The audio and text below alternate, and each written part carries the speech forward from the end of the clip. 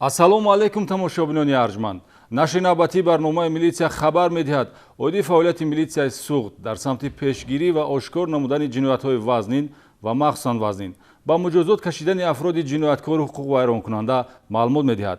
Милитсия чун ҳимоятгари ҳуқуқу озодӣ ва ҳаёту саломатии шаҳрвандон рисолати касбии худро иҷро намуда ба манфиати ҷомеа боз чӣ корҳоеро анҷом додааст? имрӯз дар барнома тамошо кунед.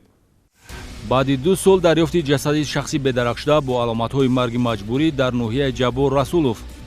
мо чанд сол ҳамин дар номаълумӣ ноаниқӣ буд ки мо надонистем ки куҷо бошад. мусодираи 12 адад тангаи русияи подшоҳӣ аз металли тиллои холис.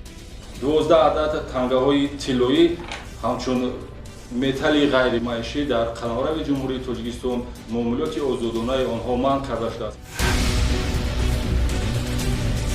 боздошти 2 нафар дӯст ки аз манзилҳои навсохтмон молу ашё тасарруф мекарданд. силинга семент будааст. ҳамона гирифта сони поёнтар гиром фуромадем.